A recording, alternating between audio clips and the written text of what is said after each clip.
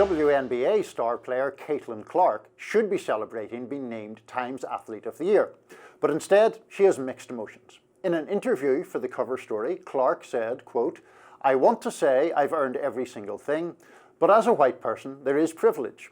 A lot of those players in the league that have been really good have been black players. This league has kind of been built on them." She also added, "The more we can elevate black women, that's going to be a beautiful thing." Clark is getting slammed for striking an apologetic tone. Conservative media personality Megyn Kelly eviscerated Clark, posting on X, quote, "Look at this, she's on the knee all but apologizing for being white and getting attention. The self-flagellation, the, oh, please pay attention to the black players who are really the ones you want to celebrate. Condescending, fake, transparent, sad." Blaze TV sports host Jason Whitlock lamented that wokeness had destroyed Clark. Take a look. But I read the entire article, and when I was done, I nearly cried. I'm not joking. I nearly cried. And it now that I will add this little bit of joke or humor to it, but I immediately thought of the scene in The Godfather. Look how they massacred my boy. And that's when I read the Time article. I was like, they done massacred Caitlin Clark. The way that I felt about Caitlin Clark was how I felt watching Tiger Woods. And I would watch Tiger Woods, whether it was a major championship or just a regular tour event. And it was just utter joy I felt watching Tiger Woods. And they've taken that from me. So, lots of conservative dissatisfaction with Caitlin Clark, who they had previously defended quite a bit. Mm-hmm. Look, I guess, I think if I would give I would not be as outraged as they are about this, mostly just because I don't follow basketball whatsoever.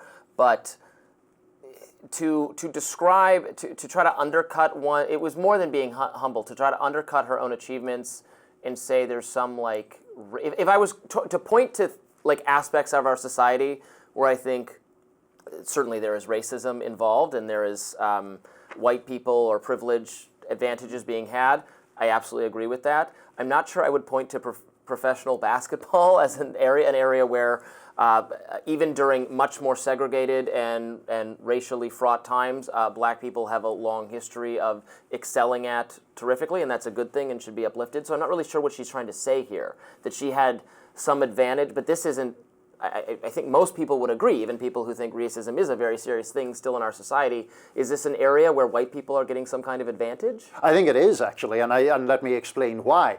I think that Caitlin Clark is making a point that I would certainly defend, which is that she is, I think, arguing about a kind of remnant of cultural racism that tends to raise up the achievements of white people and diminish the achievements of black people, including black athletes.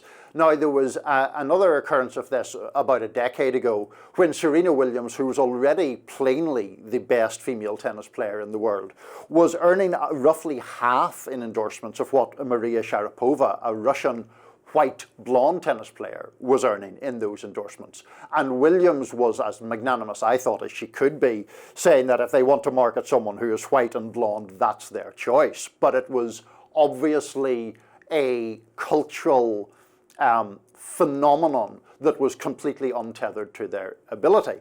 In the NFL, where more than half of the players are black, it is only very recently that the number of black quarterbacks has reached anywhere near parity with the black representation in that league as a whole. And that was to do with racist attitudes that the quarterback was the brains of the operation and therefore it should be a white person. Wow. So all of these things are valid points. When I was growing up, the biggest sports superstar in the world was Michael Jordan. That's true.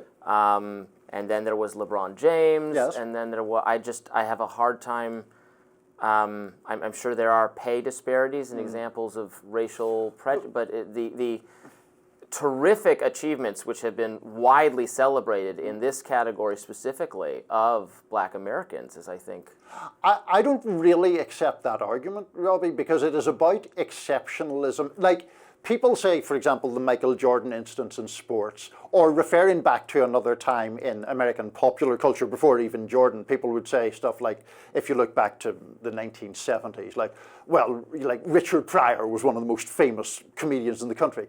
Richard Pryor was like 100 times funnier than anybody in the world at that time, so of course he's going to be raised up. Michael Jordan is the best basketball player of all time by almost everyone's, well, it's actually debated between him and LeBron, but Michael Jordan is a truly exceptional figure. It doesn't disprove racism to say that. What is that? Racism. I'm not disproving racism. I wouldn't try to disprove racism. Racism is a real factor. It's just to say that it's always racism or racism is this is an area, to my mind, where because you're getting down to baseline talent.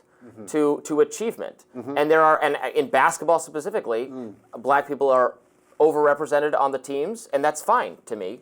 And well, overrepresented as a to their percentage share of the population, right? Yeah. Which is fine. Who cares? Well, yeah. Well, I mean, because it is decided by ability. But I just think that, firstly, as all things should be. I think that Megyn Kelly's response is typically mean-spirited and inflammatory, to be honest. But I think you know, I'm not over a fan. the top. I don't disagree that it's a little over the top. I'm not sure I would make a segment cry. I'm not sure what she had to say brings me to tears, but it's mostly just because I'm not a big basketball fan anyway. Yeah, I mean, I'm not a huge basketball fan, but I think that Caitlin Clark making the point, she cited Maya Moore, a black WNBA player who was one of her big, collegiate basketball player primarily, who was one of her big heroes. Maya Moore was a very vocal supporter of Black Lives Matter and things like that, and I think Clark's position is that weighs against those kind of people, Maya Moore getting the kind of acclaim that Caitlin Clark gets.